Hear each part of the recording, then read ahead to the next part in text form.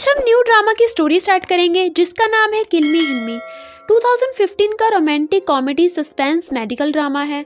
इसमें एक लड़के डोहुन छा की हार्ट टचिंग स्टोरी है जो 7 मल्टीपल पर्सनालिटी डिसऑर्डर DID का शिकार है, जिस वजह से वो अपनी ही लाइफ पर कंट्रोल नहीं कर पाता।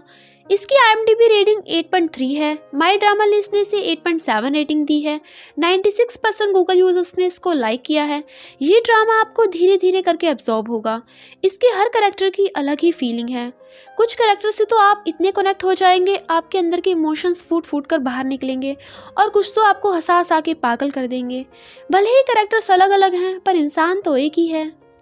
इस ड्रामा में हमें देखने को मिलता है कि कैसे किसी इंसान का पास्ट उसके प्रेजेंट को डिफाइन करता है और उसके फ्यूचर पर क्या इम्पैक्ट डालेगा। So let's get started.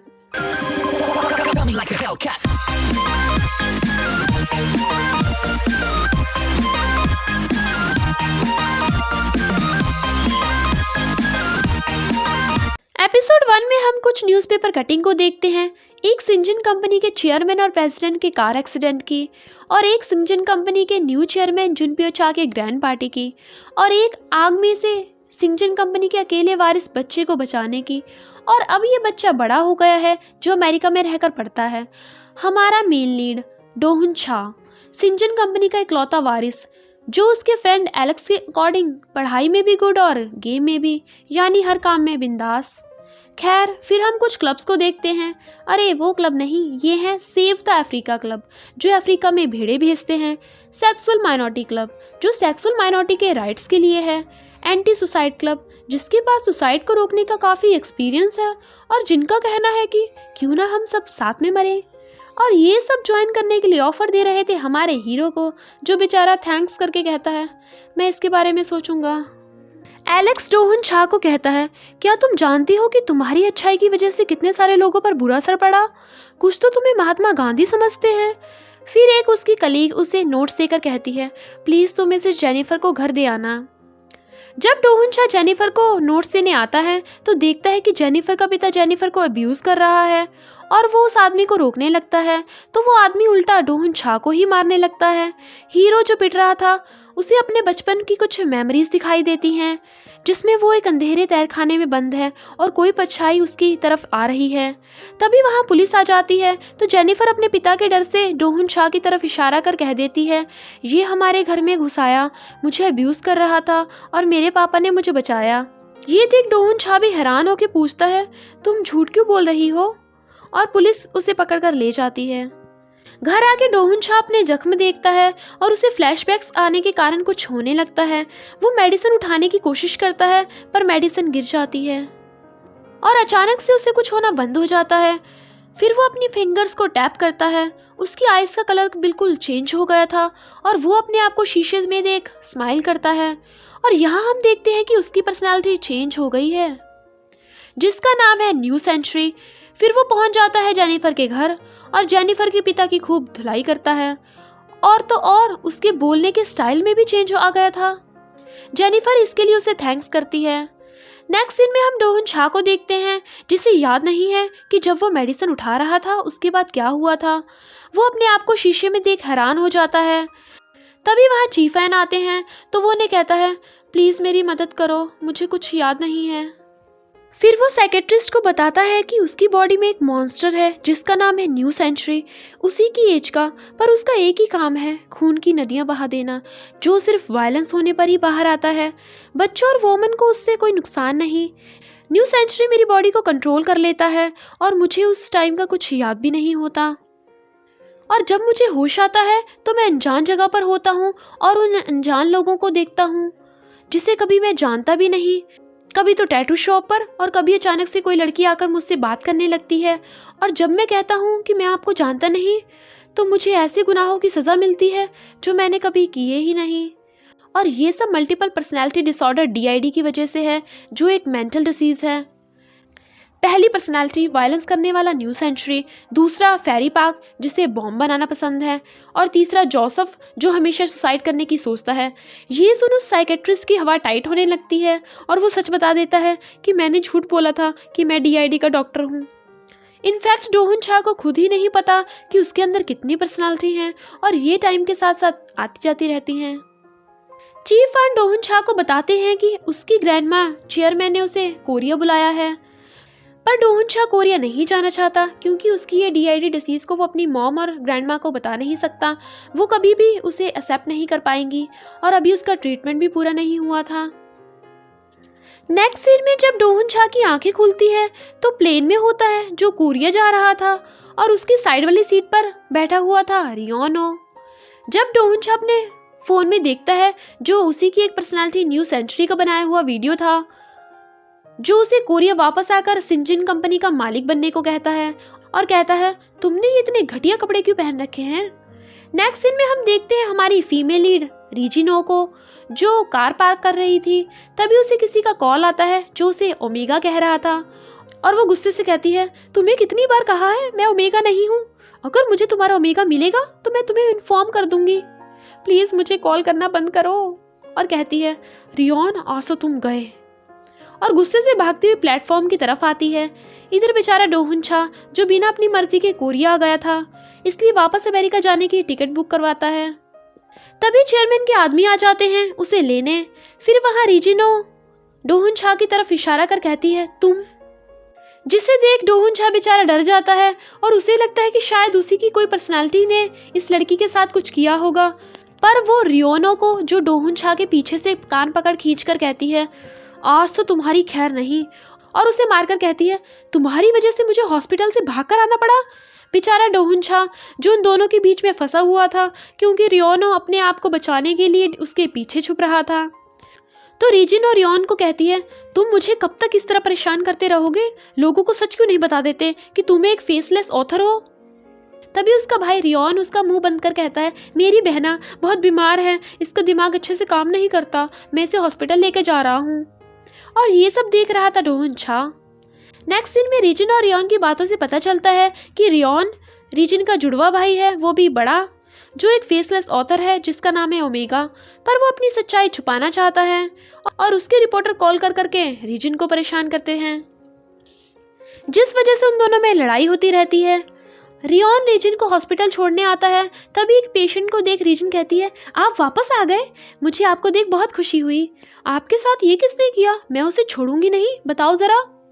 यहाँ हमें पता चलता है रीजन जो हॉस्पिटल की साइकेट्रिस्ट है और ये पेशेंट जो मेंटली डिस्टर्ब है और वो हॉस्पिटल से भाग गया था, जिसे पकड़कर हॉस्पिटल लाया गया। जब वो पेशेंट किसी के कंट्रोल में नहीं आता तो रीजन उसे अपनी मीठी मीठी बातों से कहती है मैं आपको बेस्ट वाइन ला कर दूंगी और हम मिलकर पियेंगे। थोड़ी देर के लिए लगता है कि वो पेशेंट उसकी बातें सुन रहा है, पर बाद में वो भागने लगता है।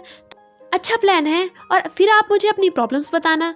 तो रीजन उसे अपने फाइट स्टाइल से गिरा पकड़ लेती है और सब डॉक्टरों से पकड़ इंजेक्शन लगा देते हैं। ये देख रियोन कहता है रीजन तुम में कुछ तो खास बात है। फिर हम देखते हैं रियोन के पास डोहुन छा की न्यूज़पेपर कटिंग है।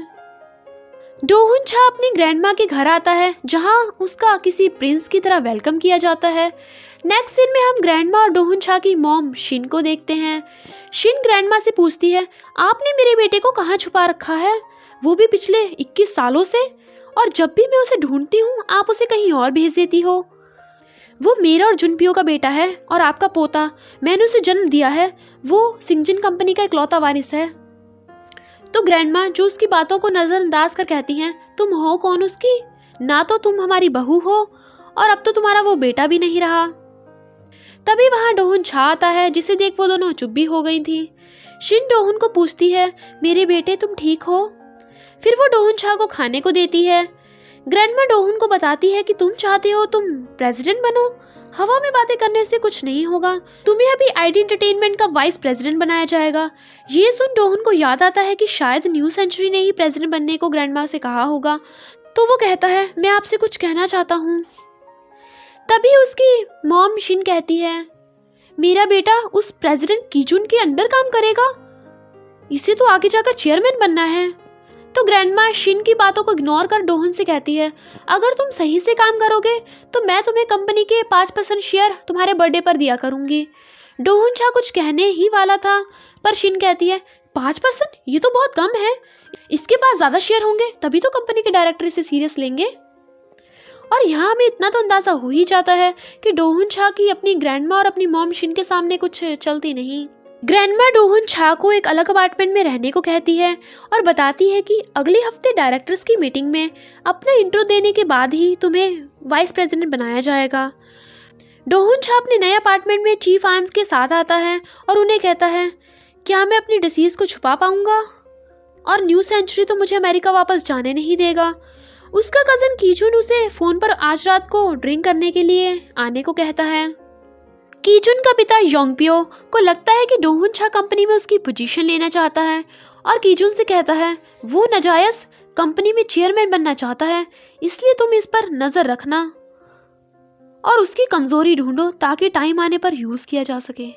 इधर चीफ एंड डोहुन छा को कहता है अब आपका हॉस्पिटल में ट्रीटमेंट करवाना मुश्किल है क्योंकि वो लोग आपकी कमजोरी ढूंढेंगे। तो डोहुन छा कहता है आपको डॉक्टर सुक को ढूंढना होगा जिन्होंने अमेरिका में मेरा ट्रीटमेंट किया था, वही मेरी मदद कर सकते हैं। नेक्स्ट सीन में हम कुछ डॉक्टर्स को देखते हैं जिन्हें रीजन बताती है कि एक पेशेंट सुकई हु के बारे में जिसे बाइपोलर डिसऑर्डर है, वो कुछ हफ्ते पहले ही एडमिट हुई थी और जैसे ही वो सुकई हु से मिलने आते हैं सुकई हु तो भाग गई थी और एक नोट छोड़ के गई थी जिस पे लिखा था ये जगह मेरे लिए नहीं है, इसलिए मैं पैराडाइज जा रही हूँ जहाँ नॉन स्टॉप म्यूजिक, लाइट्स और डांस होगा और मैं वापस नहीं आने वाली, मुझे ढूंढने की कोशिश मत करना। और ये पेशेंट थे डॉक्टर रीजन की, इसलिए डॉक्टर पार्क उसे पेशेंट को ढूंढ कर लाने को कहते हैं। तभी हम देखते हैं कि उसी पैराडाइज नाम का एक क्लब है जहां डोहुन को कीजुन ने बुलाया था। कीजुन डोहुन को कहता है आ गए पढ़ाकू और फिर उसका इंट्रो अपने कलीग से करवाता है। फिर जब कीजुन डोहुन को ड्रिंक पीने को देता है तो डोहुन ड्रिंक की जगह पानी पी लेता है क्योंकि उसे लगता है कि ड्रिंक करने से उसकी पर्सनालिटी चेंज भी हो सकती है। तभी वहां आर्ट मैनेजर चियोन आती है जो कीजुन के अकॉर्डिंग बहुत ब्यूटीफुल है। डोहुन छा भी उसे हैरानी से देखने लगता है। इधर रीजन रियोन को पेशेंट सुकई हु की लोकेशन ट्रैक करने को कहती है तो रियोन बताता है कि वो तो हॉस्पिटल में ही है और पैराडाइज नाम की तो कोई जगह है ही नहीं इस धरती पर। रीजन जब सुकई हु को फोन करती है तो उसका फोन बेड के नीचे मिलता है जिसके साथ एक नोट था, मेरा फोन ट्रैक करने की जरूरत नहीं, इसलिए मुझे शांति से पैराडाइज जाने दो। रियोन फिर उसे क्लब पैराडाइज के बारे में मैसेज करता है। ये देख रीजन खुश होकर कहती है मिल गया, पैराडाइज इस धरती पर मौजूद है। कीजुन डोहुन छा से कहता है जीसुन तुम्हें लाइक करती है जो मिक्सिंग ग्रुप की दूसरी बेटी है, पर डोहुन छा कहता है मैं इंटरेस्टेड नहीं हूँ। तो कीजुन कहता है तुम किसी को लाइक करते हो पर उसे बता नहीं पा रहे और उसे छुप छुप कर भी देखते हो, बड़े अफसोस की बात है। ये सुन लगता है कि डोहुन भी कुछ छिपा रहा है। चियोन पूछती है डोहुन कौन है वो जिसे तुम पसंद करते हो, पर डोहुन चियोन को देख कोई जवाब नहीं देता। प्रेसिडेंट कीजुन और मैनेजर चियोन डांस करते हैं, उन्हें दूर से डोहुन छा भी देख रहा था। तभी फ्लैशबैक में हम देखते हैं कि वो चियोन को लाइक करता था पर उसे अपनी मल्टीपल पर्सनैलिटी के कारण छुपना पड़ता था। प्रेजेंट में डोहुन ये सब याद कर थोड़ा परेशान था। तभी वहां एक लड़की आती है और डोहुन को कहती है लगता है तुम बहुत अकेले और परेशान हो, मैं समझ सकती हूँ, जैसे अपने आप को खो देने की फीलिंग, जैसे तुम्हारे अंदर बहुत लोग जी रहे हों। उसकी बातें सुन डोहुन थोड़ा डर जाता है तो वो उसे हॉस्पिटल का कार्ड देकर कहती है सही पहचाना, मैं हूँ साइकेट्रिस्ट सुकई हु, जब भी बात करनी हो तो कॉल करना। पर डोहुन छा कहता है माफ करना, मुझे इसकी जरूरत नहीं। रीजन को वहां आते देख सुकई हु डोहुन छा का हाथ पकड़ कहती है तुम्हें मेरी हेल्प करनी होगी, वो रही मेरी पेशेंट, मुझे ढूंढते हुए हॉस्पिटल से यहाँ तक आ गई। उसे देख डोहुन छा को भी याद आता है कि ये तो वही लड़की है जो प्लेटफॉर्म पर मिली थी और उसे भी लगता है कि ये पेशेंट है। सुकई हु डोहुन छा को कहती है वो बहुत खतरनाक है, तुम्हें उसे रोक कर रखना होगा, उसे बाइपोलर डिसऑर्डर है और वो तुम्हें कहेगी कि मैं पेशेंट हूँ, हॉस्पिटल से भागकर आई हूँ, और ये भी कहेगी कि वो एक डॉक्टर है, उसकी बातों पर विश्वास मत करना। सुकई हु को देख रीजन उसे पकड़ने आती है पर डोहुन छा रीजन को रोकने लगता है तो रीजन कहती है वो मेरी पेशेंट है, वो हॉस्पिटल से भागी है, मैं उसकी डॉक्टर हूँ, हटो मुझे जाने दो। ये सुन तो डोहुन छा को पूरा यकीन हो जाता है कि रीजन सही में पेशेंट है और वो कहता है एक लंबी सांस लो और शांत हो जाओ। रीजन जब सुकई हु को वहां से भागते देखती है तो वो अपने आप को छुड़वा उसे पकड़ने जाने लगती है पर डोहुन छा उसे पीछे से पकड़ लेता है तो रीजन अपने फाइट स्टाइल से उसे पटक कर कहती है मैंने कहा ना हट जाओ। पर डोहुन के सर में कुछ होने लगता है। ये देख रीजन कहती है क्या तुम ठीक हो, जब मैंने कहा था हट जाओ तो तुम हटे क्यों नहीं। डोहुन वहां से भाग जाता है। वो मेडिसिन लेने की कोशिश करता है तो उसकी मेडिसिन गिर जाती है। डोहुन की पर्सनैलिटी चेंज होने लगती है तो डोहुन कहता है, नहीं ये क्या हो रहा है, कीजुन यहाँ पर है। वो मेडिसिन उठाने की कोशिश करता है पर उसकी पर्सनैलिटी चेंज हो जाती है।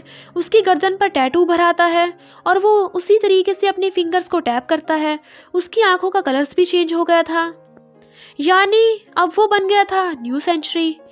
न्यू सेंचुरी अपने कपड़ों को देख कहता है, कितने बेकार कपड़े पहन रखे हैं, और वो वहीं खड़े एक आदमी को पीटकर उसके कपड़े पहन लेता है। न्यू सेंचुरी को देख कीजुन हैरान था कि इस पढ़ाकू को क्या हुआ, और वो आदमी जिसके न्यू सेंचुरी ने कपड़े छीने थे अपने आदमियों को फोन कर बताता है कि किसी ने मेरी कीमती जैकेट छीन ली और उसी में ड्रग्स भी थे। सुकई हो को पकड़कर रीजन हॉस्पिटल भिजवा देती है पर वो वहीं रुक जाती है क्योंकि उसे डोहुन के बारे में याद आता है कि शायद उस लड़के को चोट ना लगी हो। वो भागकर बार में जाने लगती है, तभी न्यू सेंचुरी उसका हाथ पकड़ उसे रोक लेता है।